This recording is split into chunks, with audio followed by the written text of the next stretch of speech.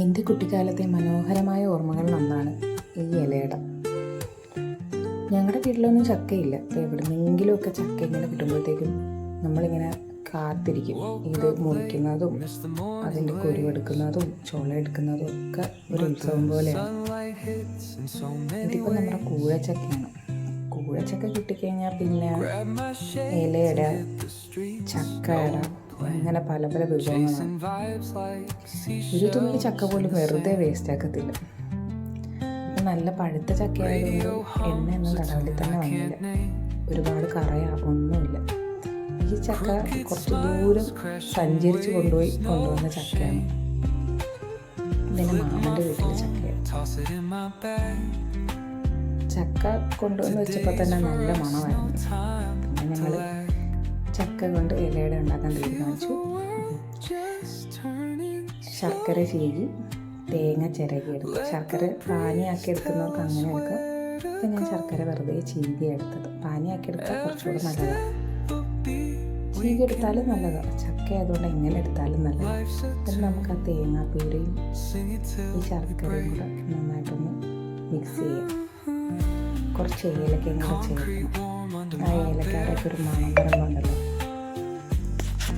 നമുക്ക് ചക്കയുടെ ഏലക്കാടൊക്കെ കൂടെ ഒരു മണം നമുക്ക് പറഞ്ഞറിയിക്കാൻ പറ്റാത്തൊരു കുട്ടിക്കാലത്തൊരു ഓർമ്മയാണ്.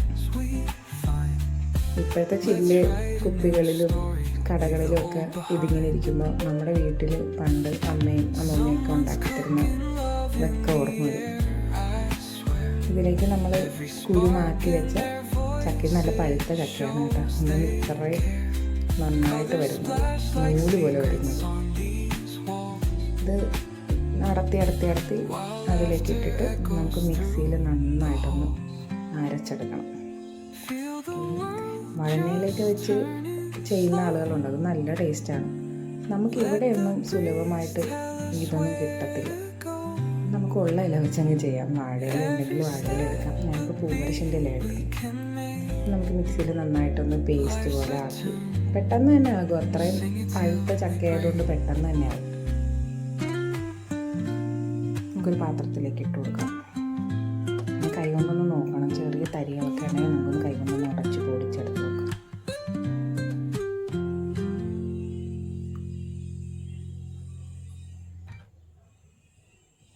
ഇതാണ് നമ്മുടെ പരുവം. നമുക്കിനി ഈ ചക്കയുടെ ഉണ്ടാക്കാനായിട്ട് മാവ് ചേർക്കുമ്പോഴത്തേക്കും നമുക്കൊരു തുള്ളി വെള്ളം പോലും ചേർത്ത് കൊടുക്കണ്ട. അതിന് വേണ്ടി ഒരു ഈർപ്പമുണ്ട് ഇതിൽ. ഇതാണ് പൂവരശ. കണ്ടോ, പൂവരശയിലാണ് ഇപ്പം നമ്മൾ ഉണ്ടാക്കുന്നത്.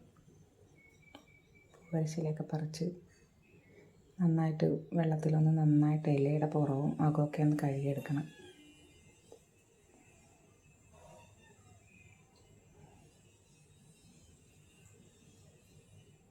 ഞാനിപ്പോൾ ഗോതമ്പ് പൊടിയാണ് ചേർക്കുന്നത്. ഗോതമ്പ് പൊടി ചെറുതായിട്ട് ഇച്ചിരി ഉപ്പും ചേർക്കുന്നുണ്ട്. ആ മധുരം ഒന്ന് ബാലൻസായി പോകാനായിട്ട്. കൈ കൊണ്ട് നമ്മൾ കുഴയ്ക്കുമ്പോൾ തന്നെ ആകും. കാര്യം അത്രയും നല്ലോണം ഈർപ്പമുണ്ട്. ഒരു തുള്ളി വെള്ളത്തിൻ്റെ ആവശ്യം പോലും ഇല്ല. നമുക്കിത് കുമ്പിളപ്പം പോലെയും ചെയ്തെടുക്കാം. വാഴയിലായിരിക്കും കുമ്പിളപ്പത്തിന് കുറച്ചുകൂടെ നല്ലത്. ഇതിപ്പം വാഴയില കിട്ടാത്തത് കൊണ്ട് ഞാൻ ഇല എടുത്തതാണ്. നമ്മൾ ചെറുതായിട്ടൊന്ന് കുഴച്ച് കയ്യിലൊരു ചെറുതായിട്ട് വെള്ളം തൊടുവാണെങ്കിൽ നമുക്കിങ്ങനെ ഒട്ടി പിടിക്കത്തില്ല. ഉണ്ടാകും. ചെറുതായിട്ട് വെള്ളം മുക്കി ഒന്ന് പരത്തി കൊടുക്കാം. പരത്തിയിട്ട് അടച്ച് വെച്ചാൽ മതി. ഇത് നമുക്ക് ഒത്തിരി ഹെവി ആയിരിക്കത്തില്ല. ഒരാട്ടയൊക്കെ കഴിക്കാനെന്ന് തോന്നുമ്പോൾ നമ്മൾ ഒത്തിരി വയറ് നിറഞ്ഞ പോലത്തെ ഒരു ഫീലില്ല. അത് കഴിച്ചൊരു ഫീലും തോന്നും. ചെറിയ ഇടയിൽ നമ്മൾ ചെറുതായിട്ട് പരത്തി കൊടുത്ത് നല്ല നൈസായിട്ട് കിട്ടും. അങ്ങനെ ഓരോന്നോരോന്നോരോന്ന് നമുക്ക് പരത്തിയെടുക്കാം.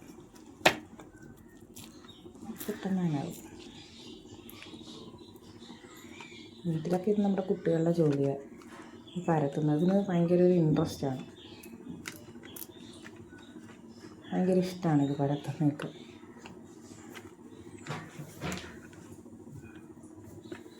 നമുക്ക് പരത്തി ആവിക്ക് പുഴുങ്ങിയെടുക്കാം. 4 മണിക്കും ഒക്കെ നല്ലതാണ്. വൈകുന്നേരം നമ്മളിത് ഉണ്ടാക്കി വെച്ചിട്ട് രാവിലെ ഒന്ന് ചൂടാക്കി എടുക്കുമ്പോൾ നല്ല ടേസ്റ്റാണ്. നമ്മൾ കഴിക്കുമ്പോൾ ഭയങ്കര ടേസ്റ്റ്. ഒരു കട്ടൻ ചായയൊക്കെ ഉണ്ടെങ്കിൽ അന്തസ്.